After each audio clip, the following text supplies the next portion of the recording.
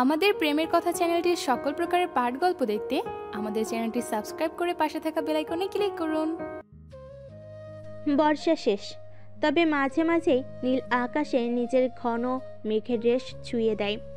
আজ ঠিক তেমনই আকাশ মেঘাচ্ছন্ন, ঠান্ডা হাওয়ায়, তবে বৃষ্টি নেই। ওদের পরীক্ষা শুরু হয়েছে আজ 1 সপ্তাহ। পরীক্ষা কিছুদিন পরপর হওয়াতে শেষ হতে সময় অনেক বেশি নিচ্ছে।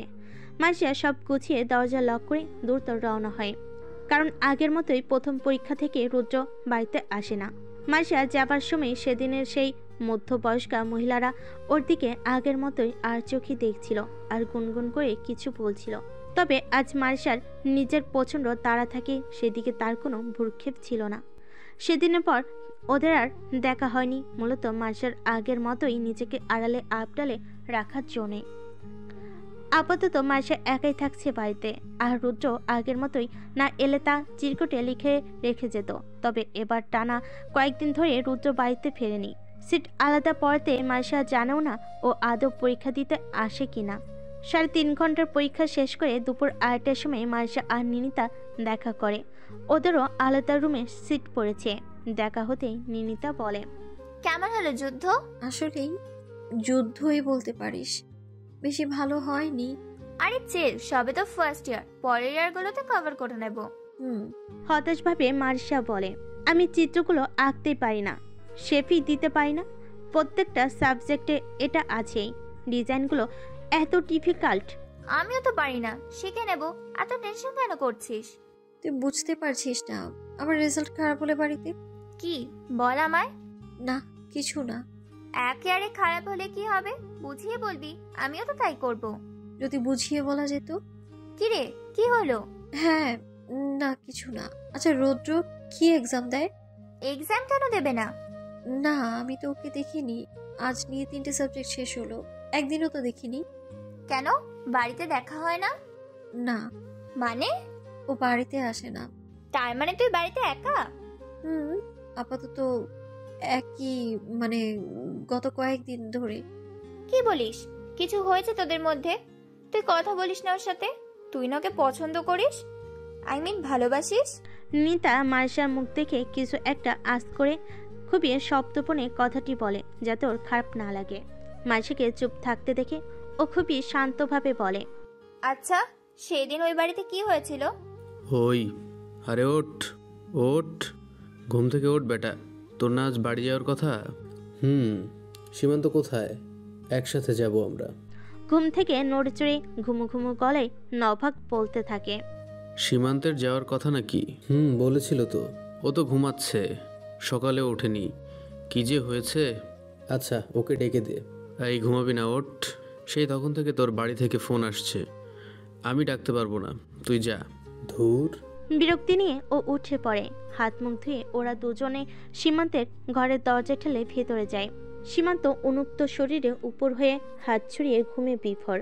উৎস কিছুক্ষণ ডাকলে সীমান্ত নড়েচড়ে উঠে বসে। তুই কি যাবি আজ? সীমান্ত ঘুম চোখে মাথা উপর নিচ করে। তাহলে তোরা রেডি হ, 4টে তো বেজেই গেল। 5 মিনিট দে, রেডি হচ্ছি। হাই তুলে এক হাত নিজের চোখ কষলে বলে সীমান্ত। কিছু সময় বাদে ওরা ফ্রেশ হয়ে ডাইনিংয়ে বসে দুপুরের খাবার খেতে থাকে। সীমান্তকে কোনো কথা বলতে না দেখে উৎস নভাগকে ইশারা করে জিজ্ঞেস করার জন্য। নভাগ খেতে খেতে বলে, সেদিন কি হয়েছিল রে?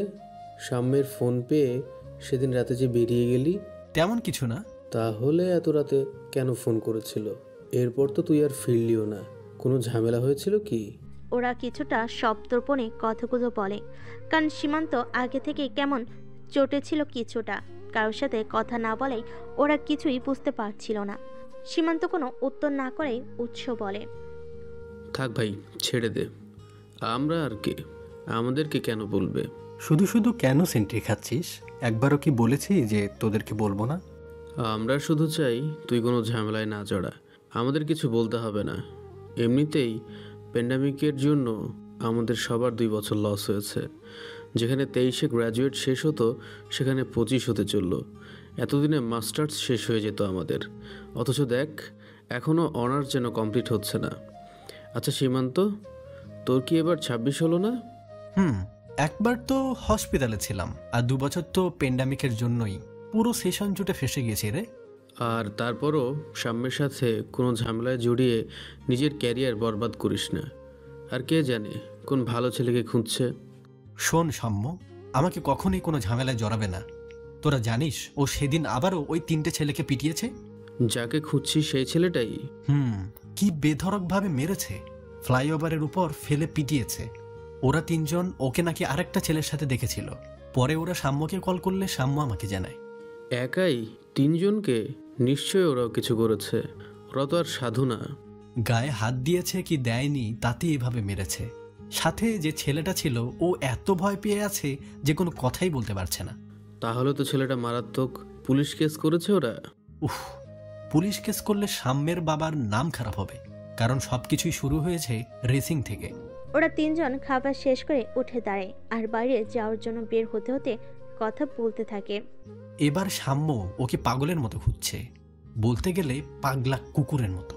কিন্তু তোর সাথে কি? ও শুধু চায় আমি যেন ওকে ছেলেটাকে খুঁজতে সাহায্য করি। কারণ ওর পয়েন্ট অফ ভিউ থেকে তুই ওর মতো রক চটানোস, বরং যথেষ্ট ইন্টেলেকচুয়াল আর অবজারভেন্ট। তাই যাকে কেউ খুঁজে পাচ্ছে না তাকে তুই খুঁজে পাবি, তাই তো? বাকি 2জন কই? খেলতে ভার্সিটিতে। এই সময়? ফার্স্ট ইয়ারের ফাইনাল চলছে না, তাই এখন গিয়েছে। এখন তো গ্রাউন্ড পুরো ফাঁকা, টুর্নামেন্টের আর আছেই কয়দিন। ওদের এক্সাম শেষ হলেই তো। ওহ শিট, এত কিছুর মধ্যে আমি তো ভুলেই গিয়েছিলাম ফার্স্ট ইয়ারের এক্সামের কথা। কখন শেষ হয়? এই 2:30টার দিকে। তোদের কারো কি মারিসা বা নিনিতার সাথে দেখা হয়? ওরা কি এক্সাম দেয়? মারিসাকে তো চিনি, নিনিতাকে ওর সাথে তো কখনো কথা হয়নি। ওকে কি আমরা চিনি? উৎস নবাকের দিকে তাকিয়ে বলে। দ্রুত কথা বলতে গিয়ে যে সীমান্ত মারিসার সাথে নিনিতার নামও বলে ফেলেছে, যেটা সবে মাত্র উৎসর প্রশ্নে সীমান্তের বোধগম্য হয়। ও ঠোঁট কামড়ে ধরে বলে, না মানে। ও আচ্ছা, মারিসার সাথে আর একটা সুন্দরী মেয়ে হাঁটাচলা করে, ওইটা? দেখা হয় কিনা সেটা বল। ঠিক আছে চল, এখন বের হ। তাহলে নাভাক সেন, পুজো কাটিয়ে সাবধানে ফিরিস। আর সীমান্ত, তুই বাড়ি পৌঁছে জানাস। সীমান্ত আর নবাক বেরিয়ে আসে। প্রায় বিকাল 4টে বাজতে চলে। ওরা 2জন ভার্সিটির ভিতরে দিঘির সামনে বসে আছে। আশেপাশে খুব একটা কেউ নেই, যারা আছে সবাই জোরে জোড়ায়। এরকম করলে তো তুই একটা এক্সামও ভালোভাবে দিতে পারবি না, অসভ্য ছেলে একটা। হ্যাঁ বা নাতে একটা উত্তর দিলেই হয়ে যেত, যত সব। আমি ভুল করে ফেলেছি তাই না, ওর কাছে কনফেস করে? আরে না, নিজের মনে কথা শেয়ার করা কখনোই ভুল না। আর তোর মতো একটা মেয়েকে যদি অ্যাকসেপ্ট না করে, সেটা ওর জীবনের সবচেয়ে বড় ভুল। তুই মন খারাপ করিস না। আর ও তো একটা টক্সিক, পুরো রেড ফ্ল্যাগ। ছাড় তোর কথা। মাসা ওদের বিয়ের থেকে শুরু করে রোদ্রের কাছে কনফেকশন করার কথা অবধি প্রায় সবই বলে দিয়েছে। নিনিতা উপস্থিত বুঝতে পেরে বিয়ের ব্যাপারে আর কিছুই বলে না, শুধু বলে, তুই শিওর বিয়েটা নকল? মানে কাগজে কলমে তো তোরা সামাজিকভাবে দেখতে গেলে স্বামী স্ত্রী, আর ওর তোর উপর অধিকারও আছে। নকল বলতে আর কি, ওই তো যেমনটা বললি, আমাদের মধ্যে আর 5টা কাপলের মতো রিলেশন নেই। আমরা তো যে যার মতোই থাকি, কেউ কারো লাইফে ইন্টারফেয়ার করি না। বিয়েটা তো ছিল জাস্ট আ ফর্মালিটি। তবে রেজিস্ট্রি তো হয়েছে, তো সেই দিক দিয়ে দেখতে গেলে সম্পর্ক তো একটা থেকেই যায়। কি করে বের হবো এই সম্পর্ক থেকে আমি? বাড়ির আশেপাশে অনেকেই কেমন যেন আর চোখে দেখে ইদানিং। কে জানে কবে আবার কি জিজ্ঞেস করে বসে। তো তুই কি ওকে এখনো ভালোবাসিস? অনেক। কোনো ব্যাপার না, সব ঠিক হয়ে যাবে। আমার মনে হয় রৌদ্র বুঝবে। কোনো দরকার নেই ওর আমাকে বোঝার। ও আমাকে বুঝে কি করবে? আমি একাই থাকতে পারবো। ওর গার্লফ্রেন্ডের সাথে থাকুক, এই জন্যই আমি কথা বলি না ওর সাথে, দূরে রাখি আমি নিজেকে। আমি জানি ও আমায় পছন্দ করে না, আমি ডিভোর্স চেয়ে নিব ওর থেকে। ওর গার্লফ্রেন্ড বউ যা আছে সব নিয়ে এসে ওই বাড়িতেই থাকুক, আমি চলে যাব ওই বাড়ি থেকে। ওর মতো লাট সাহেবের কোনো দরকার নেই আমার জন্য নিজের সময় নষ্ট করার। আচ্ছা আচ্ছা ঠিক আছে, ওই বাড়ি ছেড়ে তুই আর কোথায় বা যাবি? গ্রামে ফিরে গেলে তো। স্থির আর শান্ত মারিসাকে এতটা রাগ করতে নিতা কখনো দেখেনি। ও বুঝতে পারে এই সব কিছু কেবলমাত্র রৌদ্রের প্রতি অভিমানের প্রতিফলন। ওকে সামলাতে ও বলে, দেখ, জানি না তুই কিভাবে নিবি, হয়তো সিম্প্যাথি ভাবতে পারিস, তবে আমার গাট ফিলিংস বলছে রৌদ্র হয়তো তোকে পছন্দ করে। ছাড়, বাদ দে এইসব, চল বাড়ি যাই। আবার 2 দিন বাদে এক্সাম, তাই না? আরে শোন না, ও কি কখনোই তোর কাছে আসার চেষ্টা করেনি? না শোন, man changes after the things they want, জানিস তো, আর বুঝিসও। এবার চল। দেখ, ও যদি পছন্দ নাই করে তবে সরাসরি না কেন বললো না? বলতে বলতে নিনিতাও উঠে দাঁড়ায় আর ওদের এক বেঞ্চ পাশেই একজোড়া কপতি বসে ওদের দিকে তাকায়। নিনিতা একবার খেয়াল করলে বুঝতে পারে সেটা ওদের ক্লাসেরই কোনো মেয়ে, তবে সিনিয়র ব্যাচের কোনো ছেলের সাথে। তবে খুব বেশি ভ্রুক্ষেপ না করে ছেলেটির মুখ নিনিতা দেখতে পায় না। হ্যাঁ তো বলেনি। না বলুক সেটা ব্যাপার না, কিন্তু কাউকে পছন্দ না করলে তো আমরা সেটা অবশ্যই জানাবো। এটা তো স্বাভাবিক। ও কি বললো যে তোকে নাকি কনফিউজ দেখাচ্ছে? হয়তো ও চাইছে তুই আগে নিজের কাছে পুরোপুরি শিওর হ রৌদ্রকে নিয়ে। হয়তো ও তোকে সময় দিচ্ছে। জানি না ও কেমন যেন, একেই হয়তো রেড ফ্ল্যাগ বলে।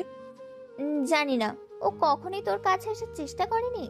মাইশার চোখের সামনে তখন রোজের ওর কাছে আসার মুহূর্তগুলো মনে পড়ে যায়, আর প্রতিটা হতবিহ্বল মুহূর্ত। কিন্তু মুখে বলে কখনো কোনো ফ্ল্যাটিং কথা বলেনি। রোজের কখনো কখনো বলে ফ্ল্যাটির কথা মাইশার মনে পড়ে, তবুও ঢোক গিলে বলে না, বলেনি। বললাম তো না, এমন কিছু না। ও, এমন কিছু হলেও বোঝা যেত যে ও পছন্দ করে কিনা। অথচ এসব কিছুই তো আমার সাথে হয়েছে, তবে কি? আচ্ছা ছাড় এসব, চল। বাড়ি ফেরার পথে বাড়ি কিছুটা দূরে থাকতেই দুজন মহিলাকে মারিসা দেখে, যারা খুবই অশোভনীয় দৃষ্টিতে তাকিয়েছিল। কিছুদিন ধরেই মারিসা খেয়াল করে ওনারা ওকে আসতে যেতে লক্ষ্য রাখছে। ওদের বাড়ির আশেপাশে যদিও তেমন কোনো বাড়ি নেই, তবে কিছুটা দূরত্বে একসাথে পাশাপাশি কয়েকটা বাড়ি। আজ মহিলাগুলো ওকে ডেকেই বসে। এই যে মেয়ে শোনো, তুমি কি ওই সামনের বড় ভার্সিটিতে পড়ো? তুমি ওই যে সামনের বড় বাড়িতে থাকো, তাই না? ও বাড়িতে আর একটা ছেলেও থাকে না, লম্বা করে ফর্সা, দেখতে সুন্দর? থাকে না, বরং ওটা ওর নিজেরই বাড়ি। ও, তাহলে তুমি ওই বাড়িতে ভাড়া থাকো? মার্শা চোখ উল্টে হ্যাঁ বলতে গিয়েও থেমে যায়, মহিলাদের পিপি করে বলা কথা শুনতে পেয়ে। দেখেছো, আমি বলেছিলাম না এরা বিয়ে করেনি? দুইজন প্রাপ্তবয়স্ক ছেলে মেয়ে এক বাড়িতেই। সি সি সি সি সি। ফিসফিসে বলতে লাগে ওনারা। 3 পা দূরে দাঁড়িয়ে থাকলো ওনাদের ফিসফিস আওয়াজই সবই শোনা যাচ্ছিল। নিজের বাড়িতে কে ভাড়া থাকে আন্টি? নিজের বাড়ি মানে? আমাদের বাড়ি। তোমাদের বিয়ে হয়েছে? অবশ্যই, ও আমার হাজবেন্ড। তো আপনারা কি সাংবাদিক নাকি? কেন? না, যেভাবে আমার ব্যাপারে জিজ্ঞেস করছেন মনে হচ্ছে আমার বায়োগ্রাফি লেখা হবে। হয়তো কাল সকালে ঘুম থেকে উঠে দেখব বড় হেডলাইনে আমাদের নিউজ বেরিয়েছে, সেজন্যই নিশ্চয়ই জানতে চাইছেন। তাছাড়া কারই বা এত সময় বলুন ওনের ব্যাপারে এত খোঁজ খবর নেওয়ার? মাইশার স্থিরভাবে গুছিয়ে অপমান করার ব্যাপারটা ওনাদের ঠিক হজম হয় না। একজন অন্যজনকে বলে, এই চলো ভিতরে যাই, চুলোতে কিছু দিয়ে এসেছি, নষ্ট হলে আবার খেতে পারবো না। এরপর থেকে ওনের ব্যাপারে নাক না ডুবিয়ে নিজের রান্নায় মন দেবেন, দেখবেন নষ্টও হবে না আর খেতেও পারবেন। ওর কথা শুনে মহিলারা যেতে যেতে মুখ ভেঙচি কাটে। ওর 2 দিন পর সকালে মাসা নিজের মতো সব কাজ গুছিয়ে দুপুরের পর বসার রুমে টিভি ছেড়ে আর্কিটেকচারের আর্ট করছিল। চারপাশে বড় কালো রঙের একটা ব্যাগ আর সব বড় বড় স্কেল ত্রিভুজ বিভিন্ন সরঞ্জাম ছড়ানো ছিটানো। সোফার সামনে মাটিতে কুশনের উপর বসে সোফার টি টেবিলের উপরে এসব রেখে মাইশার ছবি আঁকছিল আর পড়ছিল। কলিং বেলের শব্দ হলে মাইশা শুনতে পায় না। দ্বিতীয়বার বাজলে মাইশা উঠে গিয়ে লুকিং গ্লাসে অপরিচিত একজন পুরুষ এবং মহিলাকে দেখতে পায়। অচেনা মানুষ হওয়ার জন্য দরজা না খুলে দাঁড়িয়ে থাকলে তার আবারও বেল বাজে। কে? আমরা গণনার কাজের জন্য এসেছিলাম মিস। দরজাটা খুললে কথা বলতে সুবিধা হতো। কিছুটা অস্বস্তি হলেও মাইশা দরজা খুলে। ওনারা মাইশাকে সালাম জানায়। মাইশা দেখে ওনাদের হাতে একটা কর্পোরেশনের ব্যাগ, তবে সাথে কোনো আইডি কার্ড নেই। মাইশা দরজার সামনে দাঁড়িয়ে বলে, জি বলুন। আসলে আমরা কর্পোরেশন থেকে এসেছি আশেপাশে ঘর বাড়ি গণনা আর সেখানে থাকা লোকেদের গণনা করতে, আর তাদের পারিবারিক সম্পর্ক আমাদের নোট করতে হবে। মাইশা কপাল কুঁচকায়। ব্যাপারটা ঠিক মিলছে না তার কাছে। যেহেতু মাইশা স্থির আর ধীরে বুদ্ধি সম্পন্ন, তাই তাদের কথাগুলো ভালোভাবে পর্যবেক্ষণ করে। এই বাড়িটা তো বাকি বাড়ির মতো নয়, এটা তো গেস্ট হাউস। আর এখানে তো সব সময় সবাই থাকে না, আর কখনো কখনো পেইন গেস্ট হিসেবে স্টুডেন্টদের ভাড়া দেওয়া হয়। কিছু মনে না করলে যদি একটু বসার ব্যবস্থা। ও দাঁড়ান একটু। বলে মারিশা ভিতর থেকে এক এক করে দুটো ভারী চেয়ার নিয়ে এসে তাদেরকে বাইরেই বসতে দেয়। এতে করে মহিলা আর লোকটি দুজন দুজনের দিকে তাকে ভিতর বসতে দেবে, যেটা ওদের মুখ দেখে মারিশাও বুঝতে পারে। লোকটি বলে, তো আপনি স্টুডেন্ট? হুম। এই বাড়ির মালিক আপনি? না, আরেকজন। তার মানে আপনি এখানে ভাড়া থাকেন? এর উত্তর ঠিক কি দিবে মারিশাও বুঝতে পারে না। একদিকে কুমির, আরেকদিকে খালের মতো ব্যাপারটা হয়ে গেছে। যদি বলে ভাড়া থাকে আর এরা অন্য কেউ হলে তো ঝামেলা হবে।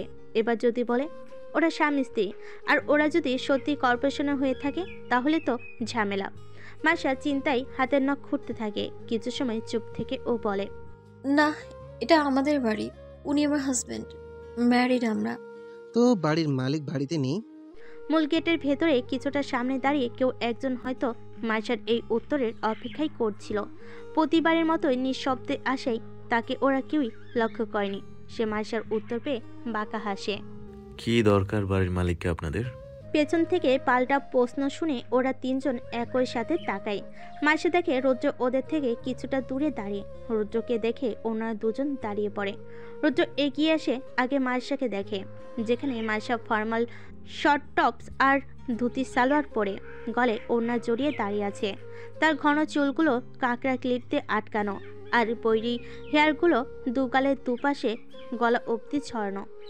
কি হয়েছে মাই লিটল হার্ট? তোমাকে এত টেন্স দেখাচ্ছে যে? আর এরা কারা?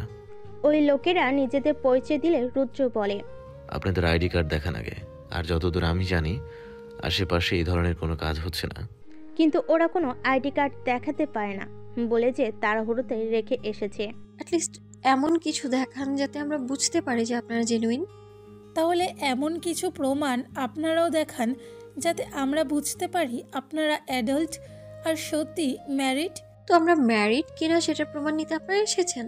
আমার সন্দেহটাই তাহলে ঠিক। মারিশা একবার উঁচিয়ে ক্ষিপ্ত কণ্ঠে বলে। শান্ত মারিশাকে এভাবে কথা বলতে দেখে রুদ্র পকেটে হাত ঢুকিয়ে টানটান হয়ে দাঁড়ায় আর কিছু না বলে ওকে দেখতে থাকে। অবশ্যই দুটো প্রাপ্তবয়স্ক আনম্যারিড ছেলে মেয়ে এক বাড়িতে থাকবে, সেটা অবশ্যই কেউ ভালো চোখে নেবে না। আর আপনারা আদৌ অ্যাডাল্ট তো? আপনাদেরকে কে বলেছে আমরা আনম্যারিড? আর এর মতো দানবের মতো একজনকে দেখে আপনার মনে হচ্ছে যে ও অ্যাডাল্ট নয়? ওকে দেখে কি আপনার টিনেজ মনে হচ্ছে? মারিশা রুদ্রকে দেখিয়ে কিছুটা রকচাটা গলে মহিলাটা কি উত্তর করে, ওনাকে দেখে না, তবে আপনাকে দেখে টিনেজ মনে হচ্ছে। ওনার এই কথাতে মারিশা স্তম্ভিত কম বিরক্ত হয় বেশি। তারপর ওকে টিনেজ বলাতে রুদ্র ঠোঁটের কোণে হালকা বাঁকা হাসে, যেটা মারিশার দৃষ্টিগোচর হয়। আমি টিনেজ নই, অনার্স ফার্স্ট ইয়ারে পড়ি। ঠিক আছে, আপনার আইডি কার্ড দেখান, তাহলে এই ব্যাপারটা ক্লিয়ার হয়ে যায়। আপনাকে আমি চিনি না, জানি না, কেন আইডি কার্ড দেখাবো? এতটুকু তো জেনেছেন যে আমরা আপনাদের ব্যাপারে শিওর হতেই এসেছি, তো প্রমাণ দেখালেই হয়ে যায়। রুদ্র এভাবে মারিশার সাথে অনেকে তর্ক করতে দেখে তীক্ষ্ণ দৃষ্টিতে ওনার দিকে তাকায়। এরপর ঠান্ডা গলেই বলে, যাও গিয়ে আইডি কার্ড নিয়ে আসো। মারিশা নিজের কার্ড দেখালে উনি কার্ড দেখে বলতে লাগেন, মারিসা জাবিন, বয়স 21। আর আপনারটা? রুদ্রের দিকে তাকালে উনি বলে। রুদ্র চল শক্ত করে ওনার দিকে তাকায় আর ওর বাজ পাখির মতো চাউনিতে যে মহিলা বেশ ভরকে সেটাও বুঝতে পারে। মারিশার খুব একটা সময় লাগে না। উনি দ্বিতীয়বার আর প্রশ্ন করার সাহস না পেলে রুদ্র নিজে থেকে পকেট থেকে ফোন বের করে সেখানে তুলে রাখা ওর পাসপোর্ট আর ইউকের আইডি কার্ডটা ওনার মুখের সামনে ধরেন। উনি কিছুটা চমকে সেটা দেখে আগের মতো বলে, ইফতিসাম রৌদ্র, এজ 26, সিটিজেন অফ ইউকে। যেহেতু সেখানে সব ইংলিশে লেখা ছিল তাই উনি সেটা এভাবেই পড়েন। এরপর কিছুটা অবাক হয়ে বলে, আপনি ইউকের বাসিন্দা? বলে রুদ্র ফোনটা ঘুরিয়ে আবার নিজের পকেটে রেখে ওর বয়সের কথাটা শুনে মারিশা হাঁ হয়ে কপাল কুঁচকে তাকায়। রুদ্র বলে, আর কিছু? আসল ব্যাপারটাই তো মিটমাট হয়নি। আপনারা যে ম্যারিড তাই সেটার প্রমাণ। গো অ্যাহেড লিটল হার্ট, নিয়ে আসো। একটা চাপা প্রেস মনের মধ্যে রেখে মারিশা কাগজটা নিয়ে এসে দাঁড়ায়। দাও, ম্যারেজ লয়ারকে কাগজটা দাও। লয়ার শুনে মার্শার ভিতরটা আটকে ওঠে। তাহলে তো উনি ধরে ফেলবে এটা একটা ফর্মাল বিয়ের কাগজ, কোর্ট রেজিস্ট্রি করা না। পরে যদি কোনো ঝামেল হয়, কাগজটা লোকের হাতে এগিয়ে দিলে লোকটা কিছুক্ষণ সেটা দেখে তারপর বলে, সবই ঠিক আছে, এটা কোর্ট ম্যারেজ রেজিস্ট্রি, একদম জেনুইন। ওনার প্রথম কথাতে মার্শা হাঁপছের বাঁচায় জোরে শ্বাস নেয়। তবু লোকটার বলা পরের কথা দুটি ওর খুব একটা কর্ণগোচর হয় না। আপনি লয়ার? না, আমি রেজিস্ট্রি করি, এখান থেকে কিছুটা দূরে আমার অফিস। তার মানে আপনি রেজিস্টার, মানে বিয়ে যে পড়ায়, কাজী? এতে মার্শা কিছুটা নিশ্চিত হয়। মার্শা চোখ ঘুরিয়ে রৌদ্রের দিকে তাকিয়ে বলে, উনি কোনো লয়ার না, রেজিস্টার। মানে যে বিয়ে দেয় একই তো হলো। এক হলো না, উনি কোনো উকিল না, উনি কেবল বিয়ে দেয়। কেন, লন্ডনে তো এরকমই, খ্রিস্টানরা চার্চে গেলে ফাদার ওদের বিয়ে দেয়, তাছাড়া তো বাকিরা লয়ারের কাছে যায় বিয়ের জন্য। এটা লন্ডন নয়। পরে এবার গা ছাড়াভাবে রৌদ্র বলে। ওরা নিজেদের মধ্যে কথা বলে, ওনারা ওদের কথা শুনতে পায়। সব প্রমাণ ঠিকঠাকভাবে পার সুযোগ বুঝে ওনারা চলে যেতে নিলে মারিসা বলে, আর ওনারা তো লয়ার না, ওনারা তো গোয়েন্দা। দেখো কেমন গোয়েন্দাগিরি করতে চলে আসছে, শার্লক হোমস আর ডক্টর ওয়াটসন। ব্যঙ্গাত্মক হাসি হেসে বলতে থাকে, তো গোয়েন্দা যেখানে সেখানে তো পুলিশের থাকা উচিত। Should I call the police? ওনারা কিছুটা ভয় পেয়ে বলে, দেখুন, আপনারা ম্যারিড কিনা সেটা নিয়ে আশেপাশে প্রায় সবারই সন্দেহ ছিল। আমরা শুধু সেটা মানে তো আপনারা একটা বাড়িতে একটা মেয়ের কাছে কোনো প্রমাণ ছাড়া শুধুমাত্র সন্দেহের ভিত্তিতে ইন্টারোগেশন করতে চলে এসেছেন, তাও আবার ফেক আইডেন্টিটি। আমাদের ভুল হয়ে গেছে, সত্যি আমরা খুবই দুঃখিত, সরি। ঠিক আছে, আপনারা যেতে পারেন। নেক্সট টাইম আর কখনোই এবারে ধারে কাছেও আসবেন না। এর আগেও কেউ এসেছিল? না, তবে কয়েকজন মহিলা রাস্তায় খুব উদ্ভটভাবে তাকিয়ে থাকতো। সেদিন তো ডেকে অনেক কিছু বলেছে। কি বলেছে তোমাকে? তুমি কিছু বলনি? ভালোভাবে বলে দিয়েছি, তাই তো আজ এদেরকে দেখে সন্দেহ হয়েছে। ওহো, shit, that's like my girl. Rudra গর্বে সুরে গম্ভীর কণ্ঠে বলে। ওর এই কথাই মারিসা হতভম্বের মতো চেয়ে থাকে। এর মধ্যে তারা চলে যেতে গেলে রুদ্র বলে, ওয়েট, এই চেয়ার এখানে কেন? আমিই দিয়েছি ওনাদের বসার জন্য। এই ইএম পোস্টারদের বসার জন্য তুমি এই ভারী চেয়ারগুলো এত কষ্ট করে নিয়ে এসেছো? Are you serious? রুদ্রের কথাই মারিসা মাথা মুন্ডু কিছুই বুঝতে পারে না। যে ফিরে অবধি তাকায় না, সে কেয়ারিং হাজবেন্ডের মতো কথা বলছে, তাও বাইরের লোকের সামনে। কি হয়েছে ওর? কিছু খেয়েছে নাকি? চেয়ার দুটো ভেতরে রেখে আসুন ফার্স্ট। ঠান্ডার গম্ভীর গলায় রুদ্র বলে। ওনারা কথা না বাড়িয়ে ওর মতো কাজ করে পিতেই হয়। ওরা যা অবধি রুদ্র দাঁড়িয়ে থাকে আর কর্কশ গলায় প্রতিক্রিয়াহীনভাবে বলে, আজকের কাজটি একদম ঠিক হয়নি। আমার শরীর যথেষ্ট এম্বারাসড হয়েছে আপনাদের জন্য।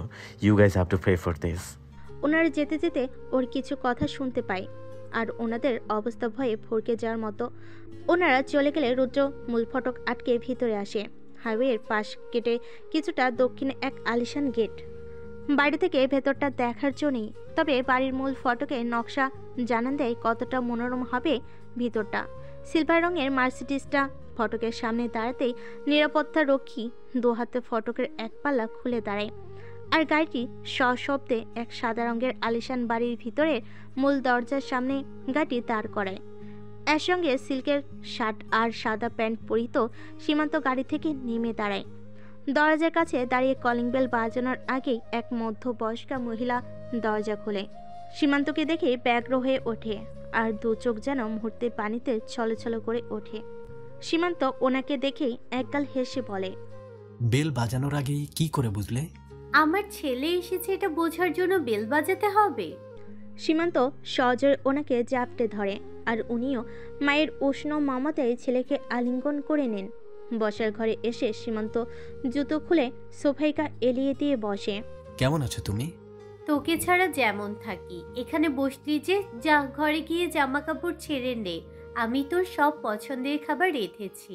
কতদিন বাদে এলি, কিসের যে এত পড়াশোনা করিস, নিজের বাড়িতেও আসার সময় পাস না। 3 মাস পর আজ আসলি, ফোন করলে আসবো মা, তারপর আর কোনো খবরই নেই। এবার আসবি আমার তো বিশ্বাসই হয় নাই। বলি কি, ব্যবসাটা তো এখন দেখতে পারিস। আমি কোনো ব্যবসা ট্যাবসা দেখতে পারবো না। আমি যেটা নিয়ে পড়ছি সেখান থেকে নিজের জন্য কিছু করে নেব। এভাবে কেন বলছিস? তুই তো আমাদের ভরসা। তুই না দেখলে এত বড় ব্যবসা, এত কাজ কে দেখবে? তুমি খুব ভালো করেই জানো কেন বলছি, আর তুমি যে ওনার সাপোর্ট করছো সেটা আমি খুব ভালো করেই বুঝতে পারছি। কি করে ভুলে যাও ওনার ফালতু ব্যবহার, মা? আচ্ছা আচ্ছা ঠিক আছে, এত কেন রেগে যাচ্ছিস? আমি আমার জন্য ঠিকই কিছু করে নেব, আমাকে নিয়ে তোমাদের এত ভাবতে হবে না। বলে সীমান্ত সিঁড়ি বেয়ে উপরে উঠে চলে যায়। মস্ত একটা ঘরে ওর কিং সাইজের খাট, তার পাশের কাচি ঘেরা জানলা, আর বাইরে বড় বারান্দা। সীমান্ত সেখানে দাঁড়িয়ে নিজের শার্টটা খোলে, এরপর টাওয়ালটা গলায় পেঁচিয়ে যেতে নিলে কিছু একটা ভেবে নিজের খাটের পাশে থাকা ছোট্ট বেড টেবিলের ড্রয়ার খোলে, আর সেখানে ফ্রেম করা একজন মহিলার ছবি। হাসিমাখা মুখে ছবিটি স্তব্ধ দৃষ্টিতে সীমান্ত কিছুক্ষণ দেখে, তারপর সেটা রেখে চলে যায়। সন্ধ্যায় খাবার টেবিলে এলাহি কাণ্ড, বিভিন্ন সুস্বাদু পঞ্চব্যঞ্জনের সমাহার যাকে বলে। সীমান্তের পরনে ডাক খয়েরি টি শার্ট আর সাদা রঙের হাফ কোয়ার্টার শর্ট, ভিজে চুলগুলো এলোমেলো হয়ে কপালে ছড়িয়ে আছে। জমিয়ে খাবার খেতে লাগলে ওর মা বলে, তোর বন্ধুগুলোকেও সাথে নিয়ে আসতি, ওরা তো আসে না অনেকদিন। এমনি সারাদিন মাথা খারাপ করে, আবার এখানে নিয়ে আসবো যাতে তোমার মাথাটাও খারাপ করে দেয়, তাই না? আমার আর কি মাথা খারাপ করবে? এত বড় একটা বাড়ি, আমি আর দুটো কাজের লোক, ভাল লাগে বল? সীমান্ত কোনো কথা না বলে এক মনে খাবার খেয়ে চলেছে। ও কোনো কথা না বলে উনি আবার বলেন, এমন কেউ আমার সাথে থাকতো যে পুরো বাড়িটা মাথায় করে রাখতো সারাদিন, আমারও ভাল লাগতো। সারাদিন হই হুল্লোড় করে বাড়ি একদম মাতিয়ে রাখতো। তোরা তোর বাপের মতো গোমরা মুখ করে রাখতো না সারাদিন। বলে উনি এক বাটি পায়েস নিয়ে আসেন ওর জন্য। সীমান্ত বলে, হঠাৎ পায়েস? জন্মদিনে তো এলি না, তাই আজ বানিয়েছি। মনে কেন থাকবে না? তোর 26তম জন্মদিন, আমি নিজের মা হলে এটা বলতে পারতি। মা? তুমি নিজের মা নও? আমি বাইরের কাউকে মা বলে ডাকছি? তাহলে যে বললি, আমি মনে না রাখলে কে মনে রাখবে? নাকি নতুন কাউকে পেয়েছিস যে মনে রাখে আমার হয়ে? কাউকে পেয়েছিস যে আমার হয়ে এখন থেকে তোর জন্মদিন মনে রাখবে? তাহলে আমার দায়িত্ব শেষ। একটা মেয়ে নিয়ে আয় না, যে সারাদিন বাড়িটাকে মাথায় করে রাখবে। এখন কোনো অ্যাডপশন চলছে না, কোত্থেকে আনবো আমি মেয়ে? দেখ তো, অসভ্য ছেলে কেমন বদমাইশি করে। তোকে বলেছি আমি বউ নিয়ে আসতে, বুঝেছিস এবার?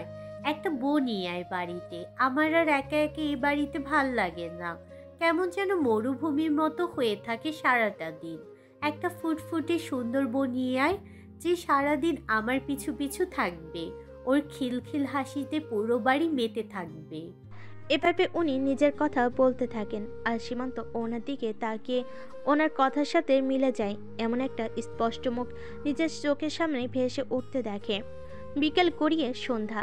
মাইশা ছাদ থেকে কাপড় নিয়ে নিচে নামে আর ভাবতে থাকে রৌদ্রের বলা কথা, বিশেষ করে ওকে যে নামে ডাকলো সেটা। অভিনয় করেছে লোকগুলোকে দেখানোর জন্য, সেটা বুঝেছি। তবে যে নামে ডাকলো সেটা তো না ডাকলেও হতো। এমনিতেই তো মুভ অন করতে পারছি না, তার উপর এইসব যেন যত সিংহের মুখ থেকে দূরে যেতে চাইছি ততই হোঁচট খাচ্ছি। বিড়বিড় করে বলে। রুদ্রের ঘরের সামনে এলে ওকে কথা বলতে শুনতে পায়। রুদ্র একটা সাদা রঙের ট্রাউজার পরে উন্মুক্ত শরীরে দাঁড়িয়ে আছে, দরজা থেকে উল্টো দিকে মুখ করে আর ফোনে কথা বলছিল। My time is precious. I can't. Actually, I don't want to do anything else. আমি ব্যস্ত. You know my exam is running, right? কিছু একটা নিয়ে ওর খুব তর্ক হচ্ছে, আর রুদ্র খুবই রেগে কথা বলছিল। যতই হোক, এভাবে রেগে কথা বলতে দেখে মাইশা ওকে কখনো দেখেনি। মাইশা দ্রুত নিচে নেমে আসে, সব কাজ রেখে আবার পড়ায় মন দেয় মারিসা। বসে ঘরে সব জিনিস ছড়িয়ে থাকায় আর ঘরে না গিয়ে সেখানে বসে পড়তে থাকে। অনেকক্ষণ বসে পড়ায় পিঠ যেন লেগে আসে, তাই উঠে সোফায় উপর হয়ে শুয়ে বই পড়তে থাকে। পড়ায় মন বসলে কিছুক্ষণের জন্য রুদ্রের কথা মাথা থেকে বেরিয়ে যায়। হাফ কোয়ার্টার ট্রাউজার পরতে হাঁটুর নিচের অংশ কিছুটা উন্মুক্ত, এক পায়ের উপর অন্য পা ক্রস আকারে রাখা। শর্ট টি শার্ট পরতে উপর হয়ে শোয়ার দরুন কোমরের কিছুটা উন্মুক্ত, যেদিকে তার ভ্রুক্ষেপ নেই বলেই চলে। বরের মতো নিঃশব্দে নিচে এসে দাঁড়াতে রুদ্র মারিশাকে এভাবে আবিষ্কার করে। হাতে একটা বই নিয়ে অপলক দৃষ্টিতে কিছুক্ষণ তাকিয়ে থাকে। চুলগুলো পিঠ ছেড়ে নিচের দিকে পড়ে আছে। কিছুক্ষণ বাদেই তার দৃষ্টিকারে মারিশার কোমরের ধনুকে নেয় বাঁকা অংশটি। রুদ্র শুষ্ক ঢোকিলে পাশে গিয়ে মারিশার সামনে পাশের সোফায় বসে পড়ে। ওকে বসতে দেখে মারিশা মনোযোগ ভাঙে ও মুখ তুলে তাকায়। তাকাতেই দেখে রুদ্র ওর দিকে তাকিয়ে। মারিশা তড়িৎ বেগে উঠে পড়ে। একটু বাদে এসে বই গোছাতে ব্যস্ত হলে, শেষ তোমার পড়া? Syllabus complete? না মানে আমি ঘরে গিয়ে পড়বো। কেন? এতক্ষণ তো এখানেই পড়ছিলে। If I am the problem তাহলে আমি চলে যাচ্ছি। না, আমি সেটা কখন বললাম? ভেবেছি তুমি এখানে পড়তে এসেছো, যদি আমার জন্য অসুবিধা হয় তাই। এখানে বসে পড়বে, অসুবিধার কি আছে? বসো এখানে। এখানে বসে আমার পড়া কোশ্মিন কালেও হবে না। আমি বসতে বলেছি, সিট দেয়ার। মারিশা ওর দিকে তাকিয়ে কিছুটা ভরকে যায়। এরপর আগের মতো মেঝেতে কুশনের উপর বসে পড়ে আর রুদ্র পাশের সোফায়। ওদের দুজনের মধ্যে ঠিক দুপা দূরত্ব। রুদ্র নিজের মতো বলল, মারিশা একটু পরপর আর চোখে ওর দিকে তাকাচ্ছে। কালো রঙের টি শার্ট পরনে, এক হাতে বই তুলে মুখের কাছে রেখে পড়ছে, আর এক হাত হাঁটুর উপর। এত ভালো লাগছিল দেখতে যে মারিশা বারবারই মনের বিরুদ্ধে তাকাচ্ছিল। রুদ্র উঠে গিয়ে একটা চাচের ওয়াটার বোতল নিয়ে এসে আবার সোফায় বসে। বোতলটা থেকে পানি পান করতে লাগলে মারিশার শিহরণ জাগানো নয়নে ওর অ্যাডাম অ্যাপেলসের দিকে তাকিয়ে থাকে, যেটা পানি গেলার সাথে সাথেই উপনিচ হচ্ছিল। মারিশার সারা শরীর রোমাঞ্চ দিয়ে ওঠে। রুদ্র বোতলটা রেখে ওর দিকে তাকাতেই মারিশা শুষ্ক ঢোকিলে চোখ নামিয়ে বইয়ের দিকে তাকিয়ে থাকে। তখন থেকে দেখছি এটাই পড়ছো, আর বাকিগুলো শেষ? মারিশা আসন পেতে বসে টেবিলের উপর দু হাত ভাঁজ করে গালে রেখে ওর দিকে না তাকিয়ে কেবল পাশাপাশি নাসূচক মাথা নাড়ে। তাহলে তোমার সামনে বসে আমার কোনো পড়াই তো হবে না, উল্টো যা পড়েছি সব ভুলে যাচ্ছি। আর কিছু জানতে চাও তুমি? সবকিছু গুছিয়ে নিয়েছিলাম, সব ঘেটে দিলে। দূর ফালতু বেটা। বইয়ের উপর হাতের শটাং শব্দ শুনে মারিশার ভাবনা ভাঙে। ওর সামনে রাখা বইয়ের উপর রৌদ্র হাত দিয়ে আঘাত করেই এমন শব্দ হয়েছে। তোমাকে কোনো কথা বললে জবাব দিতে এত দেরি হয় কেন? I don't like this. আসলে আমি এটা পারি না, তাই এটাই বারবার পড়ছি। আর চিত্রগুলো একেবারেই মাথায় থাকে না। আমার কাছে আসো। এদিকে আসো, আমি দেখিয়ে দিচ্ছি। ওইখানে বসে থাকলে বুঝতে পারবে না। ও, চিত্র আঁকার ব্যাপারে বলছো? কেন? তুমি কি ভেবেছো? কই কিছু না তো, কোনো ব্যাপার না, আমি এখান থেকেই বুঝতে।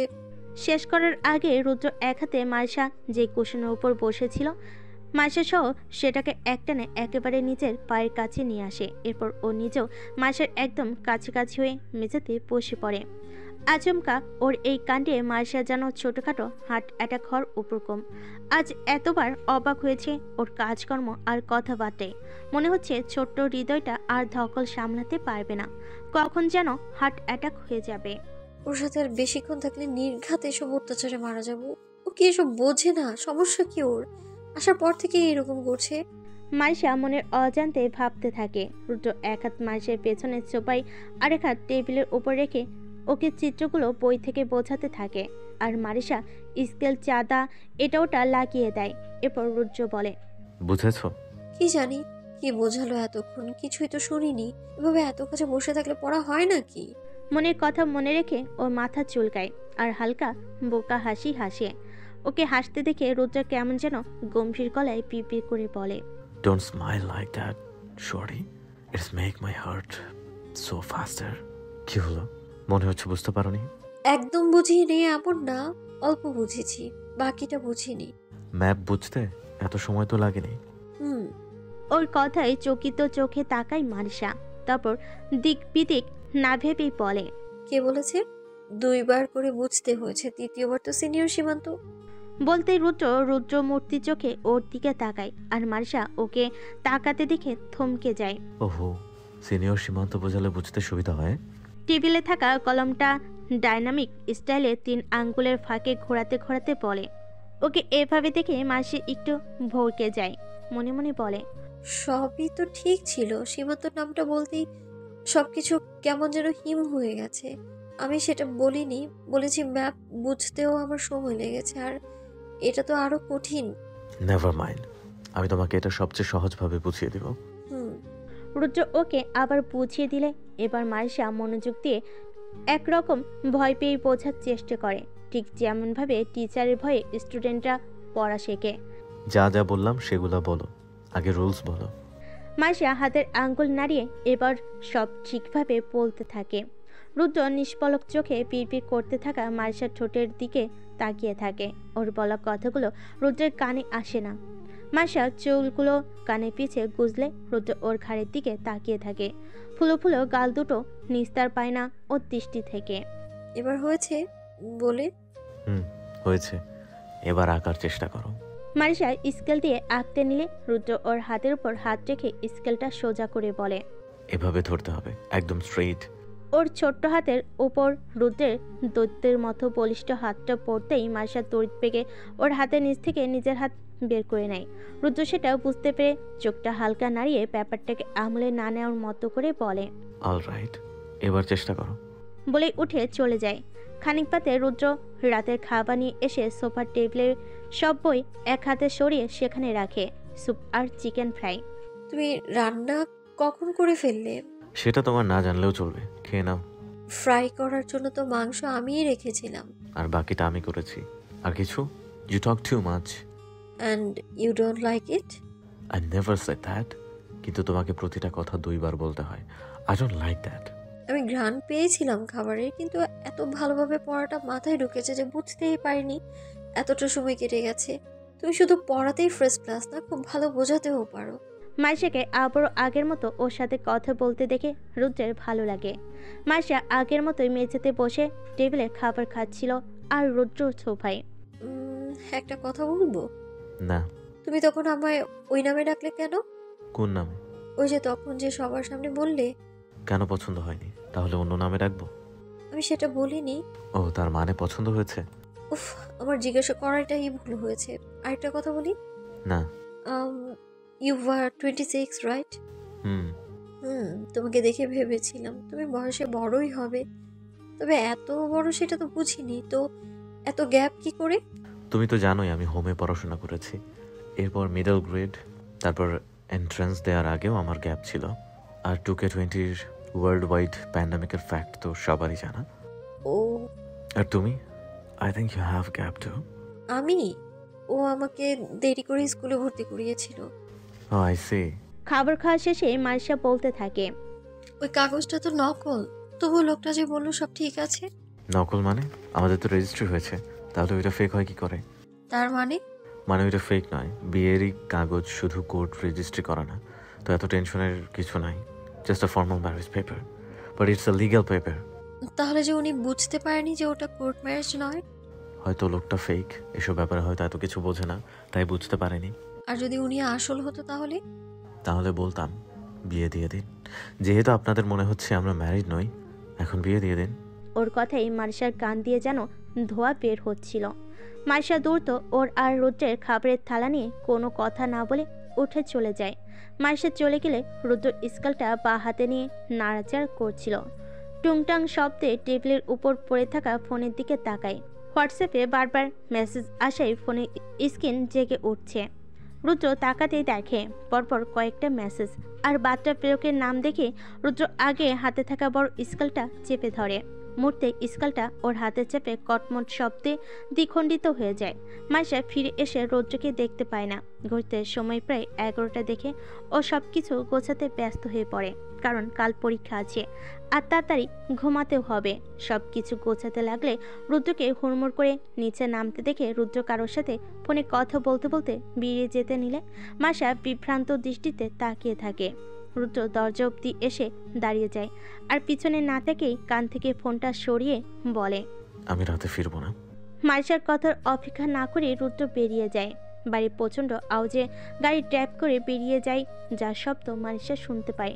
টেবিলের উপর রাখা নিজের ফোনটা হাতে নিয়ে মারিশা দেখে স্ক্রিনে কয়েকটি মেসেজ ভেসে উঠেছে, যেখানে লেখা, হাই, দিস ইজ সীমান্ত। ভালো আছো? জি ভালো, আপনি? All good. By the way, Ninita কেমন আছে? আই মিন, ও সুস্থ হয়েছে? এক্সাম দেয়? ঠিক আছে। Would you mind to send me her WhatsApp number? আসলে ফরম্যান নাম্বারে ওর হোয়াটসঅ্যাপ নাম্বারটা পাচ্ছি না, একটু দরকার ছিল ওর সাথে। ইটস ওকে, আমি পাঠাচ্ছি। গ্রেট। কথা শেষ করে মাইশা ফোনটা রেখে ভাবে, হঠাৎ রৌদ্র চলে গেল কেন? কাল এক্সাম আর বললো রাতে ফিরবে না, কি হলো? এ সময় মাইশা সব গোছাতে লাগলে বাড়ি থেকে কল আসে। মাইশা ফোন স্পিকারে রেখে কথা বলে, বর্ষাপি বলো। কেমন আছিস? এক্সাম কেমন হচ্ছে? এই তো হচ্ছে, তোমার ভালো? বর্ষার কথার উত্তর দেওয়ার আগেই ওর মা বলতে থাকে, তুই বাড়ি কবে ফিরছিস? জানি না। জানি না মানে? কোনো পরীক্ষা টরীক্ষার দরকার নেই, তুই বাড়ি আয়, আমি তোর বিয়ে দেব। আমার এক্সাম চলছে, এরপর যদি ছুটি দেয় আমি ফিরে যাব। ছুটি না দিলে আমি কিভাবে যাব? আমি অত শত বুঝি না, তুই বাড়িতে আসবি ব্যাস। নাকি সেখানে বিয়ে টিয়ে করে নিয়েছিস? রিসা, সত্যি করে বল আমায়। হ্যাঁ, বিয়ে করে নিয়েছি। আর কিছু শুনতে চাও তুমি? এসে জামাই দেখে যেও। হয়েছে শান্তি? বেয়াদব মেয়ে একটা, তুই বাড়ি আয়, তোকে দেখাচ্ছি। তোর না এক্সাম কাল? যা গিয়ে ঘুমিয়ে পড়, অনেক রাত হয়েছে। বলে কল কেটে দেয়। মাইশা বিরক্ত হয়ে সব গুছিয়ে গিয়ে শুয়ে পড়ে। ইংরেজি ক্যালেন্ডারের বছর প্রায় শেষের দিকে হলো। ওরা এখন নতুন ইয়ারে, পরীক্ষা শেষ হয়ে ওরা সেকেন্ড ইয়ারে। ক্লাসে সবাই বসে বেশ শোরগোল হচ্ছে। পেছনে কয়েকটা বেঞ্চ আগে নিনিতা আর মারিশা বসে কথা বলছে। তার ঠিক পাশের সারিতেই ওদের সোজাসুজি রুদ্র বসে একদিনে বই পড়ছে। ক্লাসে স্যার ঢুকতেই সবাই চুপ করে যায়। উনি কৌশল বিনিময় সেরেই কিছু নাম ডাকতেই শুরু করেন। উনি বলেন, বলতেই সবে ঘুরে ওর দিকে তাকায় আর রুদ্র উঠে দেয়। মাসে একবার তাকিয়ে আবার মাথা নিচু করে বইয়ের দিকে তাকিয়ে থাকে। স্যার বলতে লাগেন,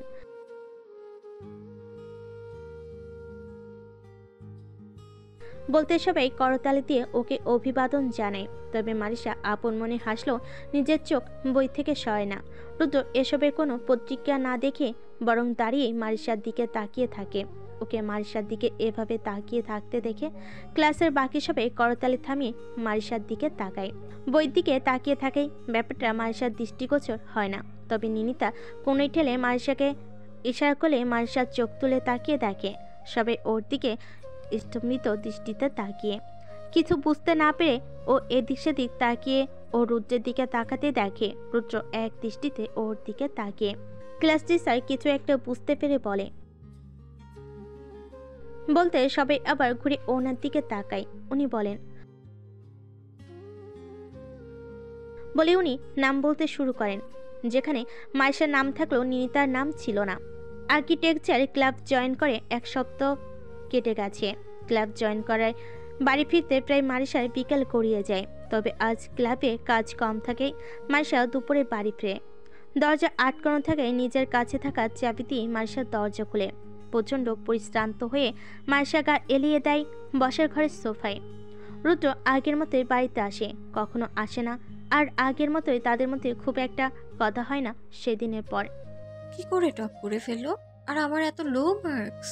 নিজেকে বলেই মাইশা দীর্ঘশ্বাস ফেলে। এরপর ওয়াশরুমের দিকে গেলে টেপ ছাড়তে দেখে সেখানে পানি নেই। ও কিচেনে গিয়ে চেক করলে দেখে সেখানে পানি আছে। এটার আবার কি হলো? ভাল লাগে না তোর? 1.5 মাস হলো, কি হলো না? মাত্র ঠিক করেছে, আবার কি হলো? অসহ্য। বিরক্তি দিতে নাক মুখ কুচকে দাঁত কিরমিরে ওঠে মারিশা। বের হয়ে আসতে দেখে রুদ্র সিঁড়ি দিয়ে হন্তদন্ত হয়ে উপরে উঠে যাচ্ছে। মারিশা দিক বেদিক না ভেবে ওর পিছনে ছুটে যায়। ঘরে আস্তে করে ঢুকেই দেখে রুদ্র চারিদিকে কিছু একটা খুঁজছে। চোখে মুখে বিরক্তিভাব আর রাগ স্পষ্ট। তবুও নিজের প্রয়োজনে মারিশা একরকম বাধ্য হয়েই বলে, তোমার সাথে কিছু কথা আছে। এখন না, পরে কথা বলছি। রুদ্র ওর দিকে না তাকিয়ে খুঁজতে খুঁজতে বলতে থাকে। ওর কথায় মারিশার বিরক্তিভাব আরো বেড়ে যায়। এমনিতেই নিজের মুড অফ, তারপর সবসময় ওর এভাবে এড়িয়ে যাওয়া। যখন খুশি বাড়িতে আসা না আসা সব মিলিয়ে হঠাৎই মারিশা কেমন তীক্ষ্ণ স্বরে কথাটা বলে ওঠে, এখনই বলতে হবে। তোমার যখন সময় হবে তখন আমার সময় নাও থাকতে পারে। নিচের ট্যাপটা আবারও খারাপ হয়েছে, ভাল লাগে না, ওটা ঠিক করাতে হবে। আমার অনেক কাজ আছে। তুমি শুনছো কি বলছি আমি তোমায়? আমি বললাম তো তোমার সাথে পরে কথা বলছি। আমাকে তো তোমার কেউ মনেই হয় না, তাই না? যখন খুশি আসছো চলে যাচ্ছ, একবার বলে যাওয়ার প্রয়োজনটাও মনে হয় না তোমার। আমার এই বাড়িতে থাকা না থাকা একই সমান। একটা মিথ্যে সম্পর্কে আটকে আছি আমরা, তাই না? তুমি ডিভোর্স দিয়ে দাও আমায়, তোমার বাড়িতে তুমিই থাকো, আমি চলে যাবো এই বাড়ি ছেড়ে। নিঃশ্বাসহীনভাবে মারিসার বলা কথাতে এদিক সেদিক এটা ওটা খুঁজতে খুঁজতে রুদ্র থেমে যায়। এরপর কোমরের হাত দিয়ে দাঁড়িয়ে ওর পানে দৃষ্টিতে তীক্ষ্ণ কিন্তু ধীরভাবে বলে, কি বলেছো আবার বলো। হঠাৎ করে এভাবে থেমে যেতেই মারিসা থমকে যায়। রাগের মাথায় ভাবে কি বলতে কি বলে ফেল। ও কোনো কথা না বলে রুদ্র বলে, সে দ্যাট अगेन। ঠিকই তো বলেছি, আমার এই বাড়িতে থাকা নিয়ে সমস্যা তোমার, আমি তো সেটা বুঝতে পারি। আর আমার এই বাড়িতে থাকা না থাকা সমান। Not that. এরপরে কি বলেছো সেটা বলো। বলেছি আমি চলে যাব বাড়ি থেকে। তার আগে কি বলেছো? সে দ্যাট अगेन। বলেছি আমার এ বাড়িতে থাকা বা না থাকা যখন সমানই হবে তখন ডিভোর্স দিয়ে দাও আমায়, আমি চলে যাব। বলে মারিসা জোরে হেঁটে দরজার কাছে যেতেই রুদ্র এগিয়ে এসে সেখানে ওর সামনে দেওয়ালে হাত রেখে ওকে দরজার পাশে আটকায় আর কর্কশ কণ্ঠে বলে, you have got some nerve to say that again shorty. তোমাকে অনেক বেশি ফ্রিডম দেওয়া হয়ে গেছে। মারিসা ওর কথার উত্তর না দিয়ে ওর হাতের নিচ দিয়ে বের হতে লাগলে রুদ্র ওর হাত নিচু করে ওকে আটকায়। তারপর মারিসার কোমরের পাশে দেওয়ালে হাত রেখে ওকে আটকে ফেলে। আর এই অবস্থায় ওর রুদ্রের হাতের নিচে দিয়ে বের হবার কোনো জো নেই। রুদ্র এভাবে ওকে আটকে আরেক হাতে দরজা লক করতে করতে বলে, I already no your criteria. Short বলে প্রতিবার এভাবে বেরিয়ে যাবে? তুমি দরজা কেন লাগালে?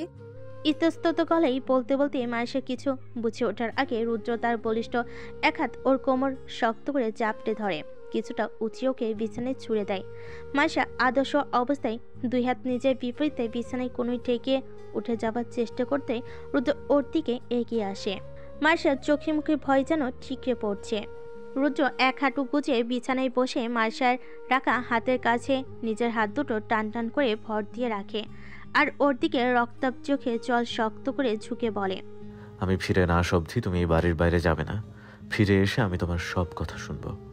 যদি আমি ফিরে এসে তোমাকে না পাই মারিসা। কথাটা বলতে বলতে ভর দিয়ে রাখা হাতে প্রচণ্ড শক্ত করে বিছানার চাদর খামচে ধরে। মারিসা ঘাড় ঘুরিয়ে দেখে রাগেও হাত এত জোরে মোট করেছে যে রোদ্রের হাতের প্রতিটি শিরা উপশিরা যেন স্পষ্ট ফুটে উঠেছে। দেখে মনে হচ্ছে হাতের বেঞ্চগুলো ছিঁড়ে যাওয়ার উপক্রম। রুদ্রের কপাল পুরোটা বিন্দু বিন্দু ঘামে একাকার। মারিসা ওর হাতের দিকে তাকাতেই রুদ্র মুখটা হালকা করে আর ওই হাতেই কিছুটা শক্তভাবে মারিসার চল চেপে ধরে বলে, be my good girl, stay there until I come back. বলে আলতো করে মারিসার গাল ছেড়ে দিয়ে উঠে দাঁড়ায় আর যেতে যেতে বলে, ফিরে এসে যেন তোমাকে এখানেই দেখি। এসে আমি তোমার সব কথা শুনবো। দরজা খুলে সেটা সজোরে লাগিয়ে রুদ্র চলে যায়। মারিসা উঠে বসে আর জিভতে নিজের অধর ভিজিয়ে জোরে শ্বাস নিতে থাকে। মারিসা শুষ্ক ঢোক গিলে হাতের উল্টো পিঠে নিজের গলার নিচে আর ঠোঁটের উপরে ঘাম মুছতে থাকে আর ভাবে, ওর এই রুদ্রমূর্তি রূপ কোনোদিনও দেখিনি, কি বলে ফেললাম যে এমন করলো। ঘাম মুছে মারিসা নিজের হাতের আঙ্গুলগুলোর দিকে তাকায় যেগুলো তখনও থরথর করে কাঁপছে। সন্ধ্যার একটু আগে রুদ্র ফিরে আসে আর সাথে করে নিয়ে আসে গোপাল নামের লোকটিকে। রুদ্র ক্ষিপ্ত কণ্ঠে ওনাকে প্রচণ্ড ঝাড়তে থাকে। তখন বলেছিলাম আপনাকে ঠিক করার জন্য, ভালোভাবে। ইউজলেস বলে রুদ্র এদিক সেদিক দেখতে থাকে। কোথাও আশেপাশে কাউকে দেখতে না পেয়ে রুদ্র দৌড়ে ওর ঘরে যায়। সেখানে কাউকে দেখতে না পেয়ে রুদ্র মরিয়া হয়ে এদিক সেদিক দেখতে থাকে। ওয়াশরুম, বারান্দা, টেরেস, নিচে মারিসার সব জায়গাতে ওকে খুঁজতে থাকে। রাগে মরিয়া হয়ে রুদ্র চল শক্ত করে এক হাতে মাথার চুল টেনে ধরে। পরক্ষণেই কিছু একটা ভেবে রুদ্র ওদের বাড়ির একদম পিছনের ছোট্ট বাগানের দিকে ছুটে যায়। সেখানে গিয়ে দাঁড়াতে রুদ্রের কপালের ভাঁজ শিথিল হয়। রুদ্র আলতো করে একটা শ্বাস নেয়। তোমাকে আমি বারণ করেছিলাম না ঘর থেকে বেরোতে? কিছুটা দূরে দাঁড়িয়ে আচমকা কথায় মারিসা পিছু ফিরে তাকায় আর ঘেমে একাকার বিধ্বস্ত অবস্থায় রুদ্রকে আবিষ্কার করে। বাড়ি থেকে বের হতে বারণ করেছিলে, ঘর থেকে তো না। ঘরে চলো, আমি সব শেষ করে এসেছি তোমার কথা শুনবো বলে। ওর কথাতে মারিসা খুব একটা হেলদোল না দেখে এদিক সেদিক কিছু একটা দেখার চেষ্টা করছে দেখে রুদ্র ঠান্ডা গলেই বলে, কি খুঁজছো তুমি? কাঠবিড়ালি। স্কুইরাল? এখানে কোত্থেকে আসবে? সেটাই তো আমিও ভাবছি। আমি দেখেছি ঘর থেকে, কিন্তু এখন খুঁজেই পাচ্ছি না। সেটা পরে দেখবো, এখন ঘরে চলো, কথা আছে। বলে রুদ্র ওর হাত ধরে ওকে নিয়ে ঘরে যায়। মারিসা বসা ঘর অবধি এসে হাত ছাড়ি কিছুটা থমকে বলে, এখানেই বলো যা বলবে। এখানে বাইরের লোক আছে, উপরে চলো। আর তুমি এখনো শাওয়ার নাওনি? আমার ট্যাপ ঠিক হলে এখান থেকেই নেব। ওর এমন ঘাট তারামিতে রৌদ্রের ধৈর্যের বাঁধ ভাঙার উপক্রম হলো। রৌদ্র নিজেকে কোনো মতে সামলে বলে, চলো উপরে, তোমার কথা শুনবো আমি। আমি গিয়ে দেখি ওনার কাজ কতটুকু শেষ হয়েছে। তুমি কোথাও যাবে না, তুমি আমার সাথে উপরে যাবে। বলে ওর হাত চেয়ে তড়িৎ গতিতে ওর ঘর থেকে গিয়ে ওর এক সেট কাপড় নিয়ে আবার এসে ওকে টানতে টানতে উপরে নিয়ে যায়। সব কিছু এত তাড়াতাড়ি হচ্ছিল যে মাইশা প্রতিক্রিয়া দেখানোর সময়ও পাচ্ছিল না। রুদ্র কাপড় বিছানায় ছুঁড়ে বলে, সন্ধ্যা হয়ে যাচ্ছে, যাও শাওয়ার নিয়ে নাও। বললাম তো নিজে থেকেই নেব। ঠিক আছে, তাহলে বলো কি বলার আছে তোমার, আমি সব শুনবো। আমি শাওয়ার নেব বলেই মাইশা রুদ্রের ওয়াশরুমের দিকে চলে যায়। চারিদিকে অন্ধকার ঘনিয়ে এসেছে, সূর্য ডুবেছে, তবে নীল সন্ধ্যার আকাশে চারিদিকে এখনো লাল আভা বিদ্যমান। কেমন এক নীল নীল অন্ধকার চারিদিকে, যাকে বলা হয় কাল সন্ধ্যা। সন্ধ্যা আকাশে বাঁকা চিকন রূপালীর চাঁদটি আজ সুস্পষ্ট। চারপাশে ঠাই দাঁড়িয়ে জলজল করছে সন্ধ্যা তারাটি। পাখিরা তাদের নিরালয়ে ফিরেছে। চারিদিক থেকে ঝিঝি পোকা আপন মনে ডেকে নিজেদের অস্তিত্বের অনুবৃত্তি জানিয়ে যাচ্ছে।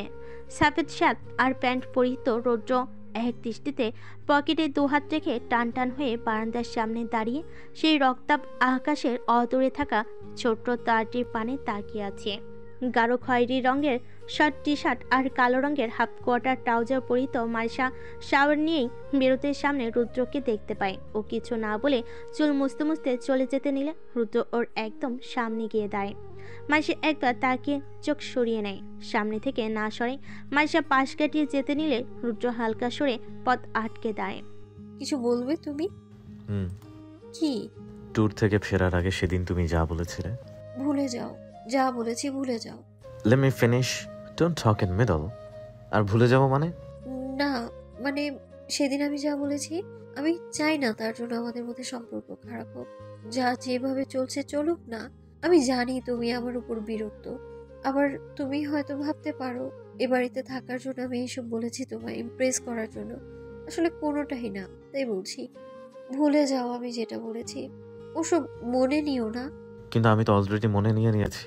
রুদ্র একটা স্থির দৃষ্টিতে ওর দিকে তাকিয়ে বলে।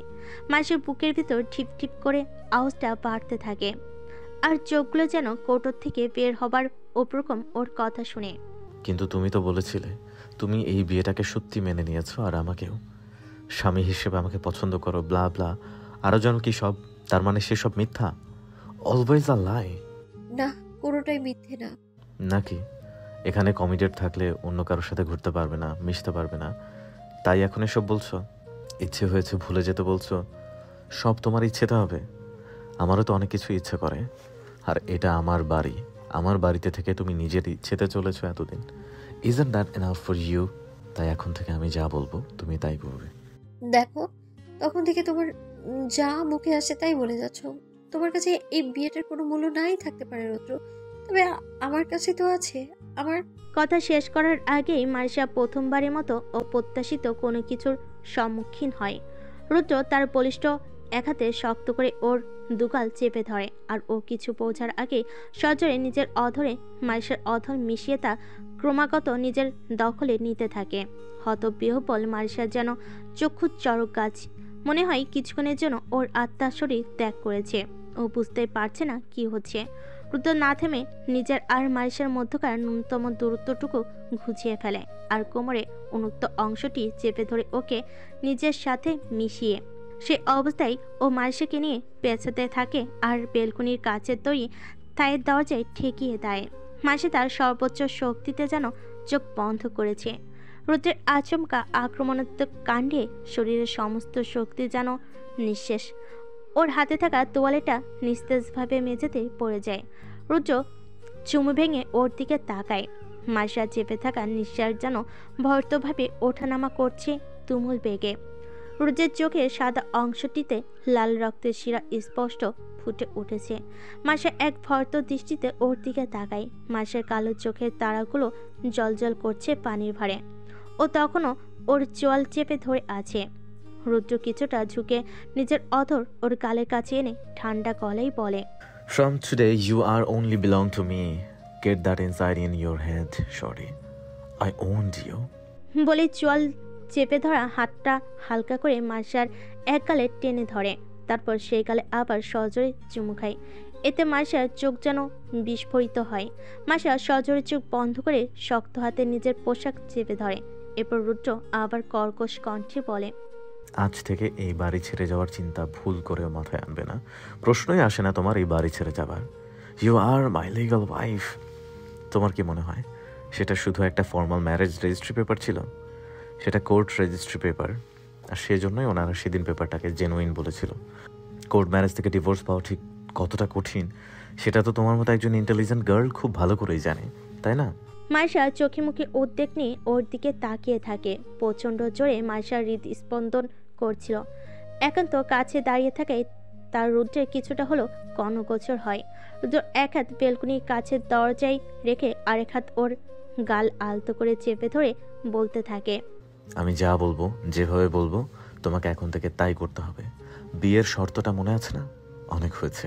It's high time now my little heart. বলে রুদ্র আবারও মার্শার অধর দিকে এগিয়ে গেলে নিচ থেকে লোকটি চিৎকার ছাড়ে। রুদ্র সেখানেই থেমে যায় আর একটা বিকৃত বাঁকা হাসি হেসে মার্শার মাথায় আলতো করে হাত বুলিয়ে চলে যায়। ও চলে যেতে মার্শার বন্ধ হওয়ার নিঃশ্বাস বেরিয়ে আসে। এক দমকা শ্বাস নিয়ে মার্শা হতবিহ্বল হয়ে মেঝেতে বসে পড়ে। চারিদিকে পদযাত্রীদের কিচিরমিচির শোনা যাচ্ছে, তবে ডিপার্টমেন্টাল লাইব্রেরিতে ঠিক ততটাই শুনশানতা। শরতের লীলাম্বর আকাশে তুলার মতো মেঘের নৌকা যেন ভেসে চলেছে। দ্রুত পায়ে ডিপ্টের প্রশস্ত করিডোর দিয়ে নেভি ব্লু রঙের শার্ট আর কালো প্যান্ট পরিহিত একজন হেঁটে যেতেই কিছুটা থমকে সামনে এসে দাঁড়ায়। ঠিক 4 পা সে আবার পিছিয়ে যায় আর ডিপ্টের লাইব্রেরির দরজার সামনে এসে দাঁড়ায়। লং বেগুনি ফ্লোরাল টপস আর সাদা লেগিস পরিহিত মাঝারি উচ্চতার এক রমণী লাইব্রেরির ভিতরে দাঁড়িয়ে বই নাড়াচাড়া করছিল। ওনাটা কাঁধের একপাশে লম্বভাবে ঝোলানো। চুলের বাটারফ্লাই কাটটা দিব্যি মানিয়ে গেছে শুভ্র মুখের আকৃতির সাথে। সে একটি বই রেখে আরেকটি বই নাড়াচাড়া করতে থাকে। মুখভঙ্গিতেই স্পষ্ট বলে দিচ্ছে যে বইটা সে খুঁজছে সেটা খুঁজে পায়নি এখনো। তাকে দেখে একটু সময় দাঁড়িয়ে সে ভিতরে গিয়ে বলে, কি খুঁজছো? আচমকা প্রশ্নে সে স্তম্ভিত শব্দ করে পিছন ফিরে তাকাই। তাকাতেই পরিচিত একটি মুখে দেখা মেলে আর সে বলে, আপনি? কেমন আছো? ভালো। সুস্থ হয়েছো? সে তো অনেকদিন আগের কথা, এখনো কি অসুস্থ থাকবো নাকি? সেখান থেকে ফেরার পর আর তো দেখাই হয়নি, তাই আজ জিজ্ঞেস করলাম। ও, তো এখানে কি খুঁজছো? আর এক্সাম কেমন হলো? ভালো একটা বই খুঁজছি, স্যার রেকমেন্ড করেছেন, বললেন এখানে পাবো, কিন্তু পাচ্ছি না। কি বই? Theory of architect. হাতের বইটি আবার সেলফে রাখতে রাখতে সে বলে। সীমান্ত কিছু বলতে গেলে তারা কি সে বইটি উঁচু সেলফে রাখতে রাখতে বলে, আসলে মারিসা আজ এখনো আসেনি, কখন আসবে জানি না, কথাও হয়নি। বলতে বলতে উঁচু সেলফ থেকে তার হাতের অসাবধানতায় দুটো বই নাড়াচাড়া হতে একটি বই ঠিক তার মাথা বরাবর পড়ে। তবে সেটা তার মাথাতে পড়লেও আঘাত লাগে সীমান্তের রাখা হাতের উপর, যা সে ইতিমধ্যেই বই পড়ার মুহূর্তেই তড়িঘড়ি করে ওই মাথার উপর হাত রেখেছিল। শটাং শব্দ করে ভারী বইটি মেঝেতে পড়ে। নিনিতা ওর মাথার উপর রাখা হাতের ফাঁকে সীমান্তের দিকে তাকায়। সীমান্ত হাত সরিয়ে নেয়। নিনিতা একটু ইতস্তত হয়ে চোখের সামনে পড়া চুলগুলো কানের পিছে গুজে দেয়। সীমান্ত বইটি উঠিয়ে ওর দিকে বাড়িয়ে স্থির গলায় বলে, মারিসার কথা তো আমি জানতে চাইনি। নিনিতা হাত বাড়িয়ে বইটি নিয়ে নিজেকে স্বাভাবিক রেখে বলে, সব সময় তো এসে ওর কথা জিজ্ঞেস করেন, তাই আগেই বলে দিলাম। আর ও কিছু বলার আগে সীমান্ত ধীর কিন্তু তীক্ষ্ণ গলায় বলে, আমি তোমার সাথে কথা বলতে এসেছি, মারিসার ব্যাপারে জানতে আসিনি। আমি তোমাকে মেসেজ করেছিলাম, রিপ্লাই করলে না। ও, আমার সাথে কথা বলতে এসেছেন? আমার সাথে কি কথা থাকতে পারে? থাকতেই পারে, না থাকার কি আছে। তোমাকে মেসেজ করেছিলাম, রিপ্লাই কেন করনি?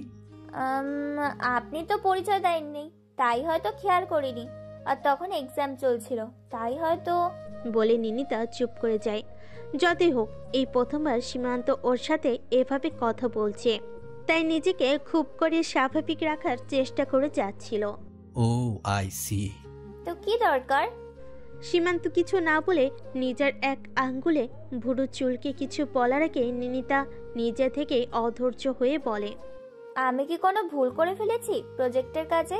দ্যাটস রাইট, আসলে একটু ব্লান্ডার হয়ে গেছে। প্রজেক্ট করার জন্য মার্কস তো পেয়ে গেছো, তবে যেহেতু প্রজেক্ট সেমিনারে যাবে তো ভুলগুলো ঠিক করা দরকার। ও, কিন্তু এখন তো আমার ক্লাস আছে। কোনো ব্যাপার না, আমি তোমাকে মেসেজ করব আর বলে দেব কখন কি করতে হবে। আর বইটা প্রবাবলি এখানে নেই। তাহলে এখন কোথায় পাবো? আমার তো আর সিনিয়র পরিচিত কেউ নেই যে হেল্প করবে। সেলফের বইয়ের দিকে তাকিয়ে ঠোঁট পাকিয়ে নিনিতা বলে। ওর কথা শুনে সীমান্ত দুই ঠোঁট চেপে নিচের দিকে তাকিয়ে হাসি থামিয়ে একটু কেশে আবার ওর দিকে তাকিয়ে বলে, দেখছি কোনো সিনিয়রের থেকে হেল্প নেওয়া যায় কিনা। থাক, তার দরকার হবে না, আসছি, ভালো থাকবেন। বলে সীমান্তকে পাশ কাটিয়ে চলে যেতে নিলে সীমান্ত বলে, সেদিন তোমাকে বাড়িতে দিয়ে এসেছিলাম জানো। বলতে নিনিতার মনে পড়ে ওর মায়ের বলা কথা। ও কিছুটা ইতস্তত হয়ে বলে, ও হ্যাঁ, আপনি তো সেদিন আমায় দিয়ে এসেছিলেন, থ্যাংক ইউ। আমার তো মনেই ছিল না, মা আমার সব বলেছে। তো কিভাবে দিয়ে এসেছিলাম জানো? ওই তো বাসে। না, ট্রাকে। কি? উফ, না মানে ওই তো রিজার্ভ গাড়িতে, মানে যেটা আমাদের জন্য ছিল। বলে নিজেই নিজের দাঁতের দাঁত চেপে ধরে। প্রচণ্ড ইতস্তত বোধ করতে সে নিনিতা উল্টা পাল্টা বলেছে সেটা বুঝতে সীমান্তের মুহূর্ত ব্যয় হয় না। ও বলে, আর তারপর ঘর অবধি কি করে দিয়ে এসেছিলাম জানো? না জানি না, মা তো কিছু বলেনি। কিন্তু আমার তো মনে হচ্ছে তুমি এইমাত্রই বললে তোমার মা তোমায় সব কিছু বলেছে। নিজের কথাতে নিজে জড়িয়ে গেছে বুঝতে পেরে নিনিতা আর কোনো কথা না বলে কেবল বোকা হাসি হেসে বলে, সেদিন আপনার আমার জন্য অনেকটা কষ্ট করতে হয়েছে। আমার ক্লাস শুরু হয়ে যাবে, আমি আসছি। বলেই ও দ্রুত ওখান থেকে চলে যায়। আর সীমান্ত সেদিকে তাকিয়ে এক তীর্যক হাসি হেসে বলে, এতটুকু কষ্ট করাই যায়। বেঞ্চে বসে এক দৃষ্টিতে মারিসা বাইরে তাকিয়ে আছে, সেই চোখ তার বলা কথা। আর তারপর ভাবতে সারা শরীরে যেন প্রজাপতির শিহরণ খেলে যায়। কোত্থেকে কি হয়ে গেল, এরপর কি হবে, এসব ভাবতে কেউ একজন তার কানের খুব কাছে এসে শব্দপণে বলে, এত ভাবার কি আছে? কথাটি কর্ণগোচর হওয়া মাত্রই মার্শার ভেতর থেকে সারা শরীরে চমকিতভাবে রোমাঞ্চ দিয়ে ওঠে, আরও কেঁপে ওঠে। ফিরে তাকাতে দেখে ওর কাঁপুনিতে যেন নিনিতাও কেঁপে উঠছে।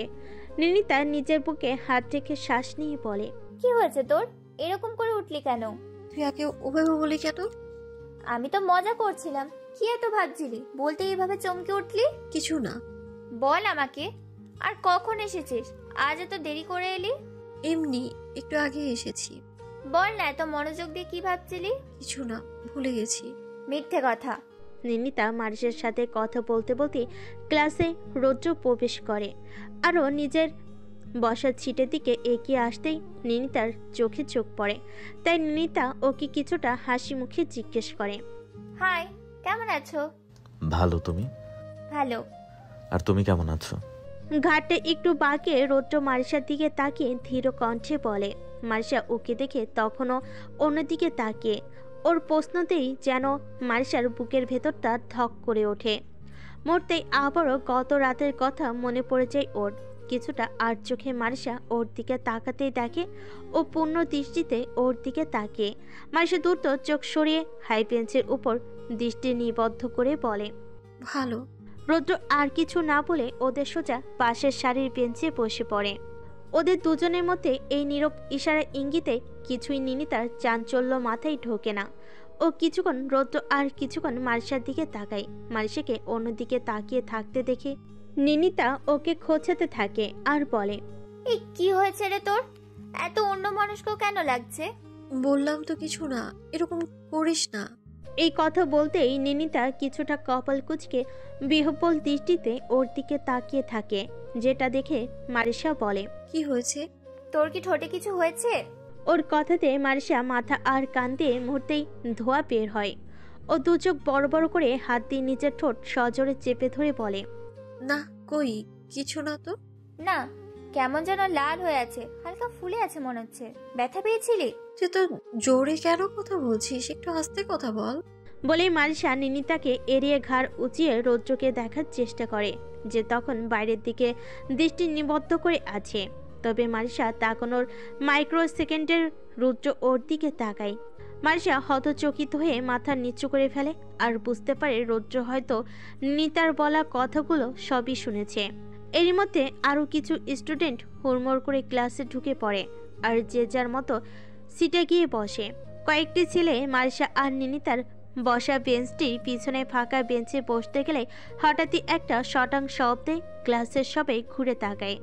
নিজেদের বেঞ্চের পিছনে এই ধরনের আওয়াজ হতে মারিশা আর নিনিতা দুজনেই ঘুরে তাকাতে দেখে রৌদ্রের বেঞ্চের সামনে দাঁড়িয়ে আর একটা মোটা বই হাই বেঞ্চের উপর। বোঝা যাচ্ছে বইটি সজোরে বেঞ্চের উপর রাখতেই এত জোরে আওয়াজটি হয়েছে। ছেলেগুলো বিপরীতে দাঁড়িয়ে রৌদ্রের দিকে তাকিয়ে দানবের মতো লম্বা রৌদ্রের দিকে মারিশা ঘাড় উঁচিয়ে চেয়ে থাকে। রৌদ্র ওদের দিকে এক স্থির দৃষ্টি নিক্ষেপ করে বলে, এখানে আমি বসবো। ছেলেগুলো একজন অন্যজনের মুখ চাউচাই করে বলে, কিন্তু তারা তো এখানে আগে এসেছে।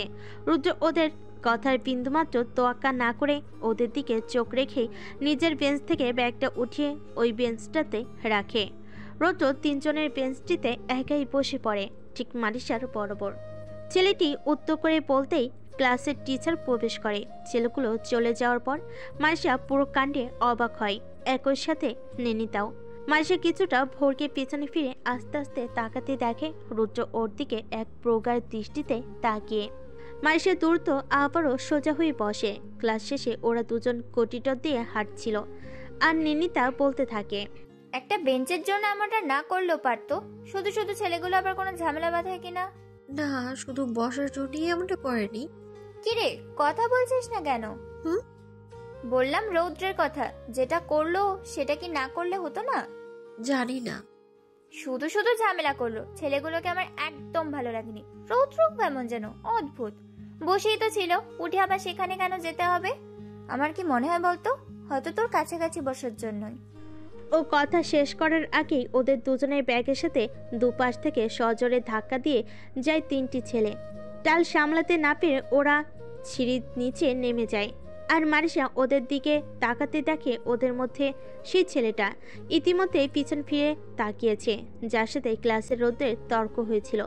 ছেলেটাকে পিছন ফিরে তাকাতে দেখে মারিশা বুঝতে পারে ওরা তখন যেহেতু দেখেছিল রৌদ্র ওদের পিছনে বসার জন্য তর্ক করেছে, তাই কিছু একটা ভেবে ইচ্ছে করে এখন ওদেরকে ধাক্কা দিয়েছে। মারিশা দাঁত চেপে ওর দিকে তাকিয়ে থাকে আর ওরা সেখান থেকে চলে যেতেই নিনিতা ওদের দিকে তাকিয়ে তার চিকন গলায় বলে ওঠে, এই ইডিয়েট, অন্ধ নাকি? বেয়াদব জানোয়ারগুলো। মারিশা বলে। ওরা ভবন থেকে বেরিয়ে আসে আর নিনিতা তার মনের সমস্ত রাগ ছেড়ে ছেলেগুলোর বংশ উদ্ধার করতে থাকে। বেয়াদবগুলো কোনো ম্যানেজ নেই, অসভ্য, ইচ্ছা করেই ধাক্কা দিয়েছে। কপাল কুঁচকে বিরক্ত হয়ে নিনিতা এগুলো বলতেই রুদ্র এসে দাঁড়ায় আর ওর বলা কথাগুলো শুনে কিছুটা কপাল কুঁচকে বলে, কি হয়েছে? কে ধাক্কা দিয়েছে? আর এই ছেলেগুলো আমাদেরকে ধাক্কা দিয়ে গেল। কোন ছেলে? কোথায় ধাক্কা দিয়েছে? তোমার সাথে সে ক্লাসে তর্ক হলো, ওরাই সিঁড়িতে ধাক্কা দিয়েছে। তুই চুপ করবি? মারিশা কিছুটা বিরক্ত হয়ে বলে। রুদ্র ওর কথা শুনে চল শক্ত করে একটা তীক্ষ্ণ দৃষ্টিতে মারিশার দিকে তাকিয়ে থাকলে মারিশা সেটাও বুঝতে পেরে ধীরে বলে, তেমন কিছু না, সিঁড়ি দিয়ে সবাই নামছিলাম তখনই ব্যাগের সাথে ধাক্কা লেগেছে। ধাক্কা লাগেনি, আমার তো মনে হয় ওরা ইচ্ছে করেই দিয়েছে। তুই একটু চুপ কর না। আচ্ছা, আমি বাড়ি যাচ্ছি, তোর তো ক্লাবে যেতে হবে তাই না? Bye bye. 3 আঙ্গুল নাড়িয়ে ওকে বিদায় জানিয়ে নিনিতা চলে যায়। লেটস গো, বাড়িতে চলো। আমার তো ক্লাবে যেতে হবে। ঠিক আছে, আমি ওয়েট করছি। না। চকিত হয়ে মারিশা বললে। রৌদ্র ওর দিকে আর চোখে তাকায়। ওকে তাকাতে দেখে মারিশা আবার বলে, না মানে আমার তো অনেক সময় লাগবে, প্রায় 2.5 ঘন্টা। তুমি এতক্ষণ দাঁড়িয়ে থাকবে তাই বলছিলাম। দাঁড়িয়ে কেন থাকবো? আমি লাইব্রেরিতে বসে থাকবো। একই তো হলো, এতটা সময় তোমাকে ওয়েট করতে হবে না। আর আমার কাছে তো বাড়ি চাবি আছেই, আমি চলে যেতে পারবো। কিছুটা ইতস্তত হয়ে বলে মারিশা। ওর কথাতে রৌদ্র দাঁত কিরমির করে, যেটা মারিশার বোধগম্য হতে খুব বেশি কষ্ট হয় না। ওকে কিছু না বলে তাকিয়ে থাকতে দেখে মারিশা ঢোক গেলে রুদ্র নিলিপ্তভাবে বলে, all right, as you want. বলেই মারিশাকে আর কিছু বলার সুযোগ না দিয়ে চলে যায় সেখান থেকে। মারিশা কিছুক্ষণ সেদিকে হতবিহ্বল হয়ে তাকিয়ে থেকে আর্কিটেকচার ক্লাবের উদ্দেশ্যে পা বাড়ায়। কেন এমন লাগছে? আমি কি এটাই চাইনি? ও আমাকে ভালোবাসুক, আমাকে কাছে টেনে নিক, তাহলে এমন কেন লাগছে? কোর্ট ম্যারেজের ব্যাপারটা বলেননি, তাই কি এত উদাস লাগছে? কেন ওকে দেখলে আমার এত ভয় লাগে এখন? আর একই সাথে ওর ঠান্ডা গলা আর স্থির চাহনি কেমন যেন করে ওঠে বুকের ভেতর। একে কি বলে বাটারফ্লাই ইন স্টোমাক। কি করব আমি, আর কিভাবে দূরে থাকবো ওর থেকে? এক কালো সন্ধ্যার ব্যবধানে যেন সবটা ওলট পালট হয়ে গেল। লম্বা মুখ করে মারিশা ক্লাবের বড় জানালার গ্রিলে হাতের উপর থুতনি রেখে এসব ভেবেই চলেছে। হঠাৎই এক পরিচিত গলা শুনে হতাশ মুখে সেদিকে তাকায় সে। মুহূর্ত ব্যবধানে সেও মারিশাকে দেখতে পেয়ে ওর কাছে চলে আসতেই মারিশা নিজ অবস্থানে অনড় থেকে বলে, আপনি? তুমি এখানে? লো মার্কস? কতদিন হয়েছে? 2 সপ্তাহের মতো হবে। আপনি এখানে? এমনি অনেকদিন আসা হয় না, আজ সময় ছিল তাই আসা হলো আর কি। ও, কি হয়েছে? এত এক্সস্টেড লাগছে কেন? কিছু না, কাজ করতে হচ্ছে অনেক। একটা কথা বলবো? বলুন। রৌদ্রের ব্যাপারে কতটুকু জানো তুমি?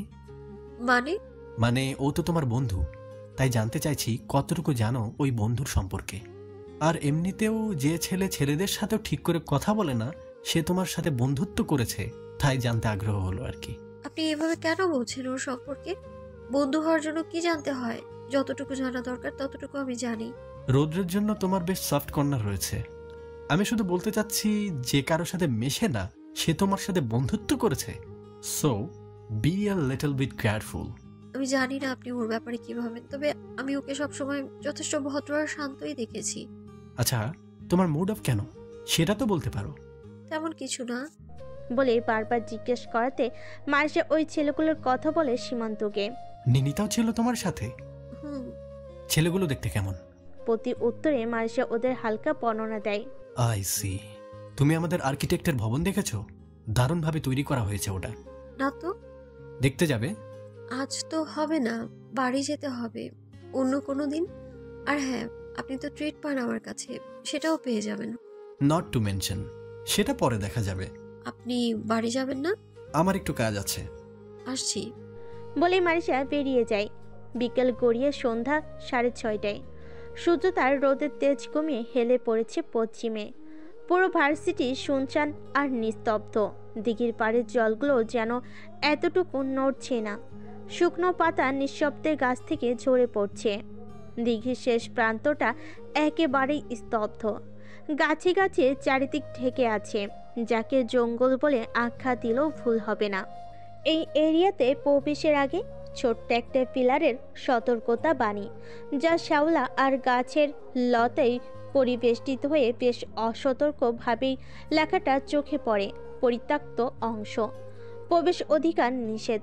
যদি একসাথে অনেকে দাঁড়িয়ে থাকে তবুও খুব কাছে না গেলে তা বোঝার ঠাঁই নেই। হঠাৎই কেউ একজন নিঃশব্দে এসে প্লেগ্রাউন্ডে দাঁড়ায় আর মাটিতে গাঁথা ক্রিকেটের 3টি উইকেট স্টাম্প থেকে 2টি স্টাম্প এক হাতে শটানে বের করে নেয়।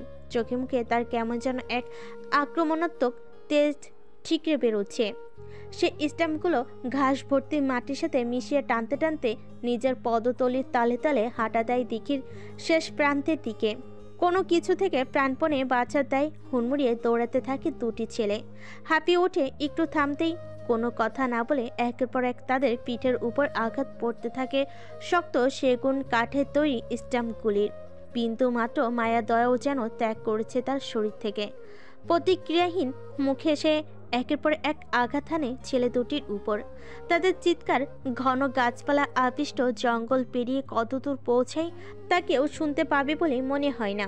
নির্দয়ের মতো একই সাথে সুদক্ষের মতো হাতের ছেলে দুটোকে সে পেটাতে থাকে, বিশেষ করে হাতে আর কোমরে। ততক্ষণ আঘাত করে যতক্ষণ না শক্ত স্টাম্পগুলো দুমড়ে মুচড়ে ভেঙে গুড়িয়ে যায়। কিন্তু ততক্ষণে ওদের হাড় আদৌ জোড়ায় আছে কিনা তার ব্যাপারে সে সন্ধিহান। যতটুকু স্বর ওদের গলা থেকে বের হয় শুধু এতটুকুই শোনা যায়, ভুল হয়ে গেছে।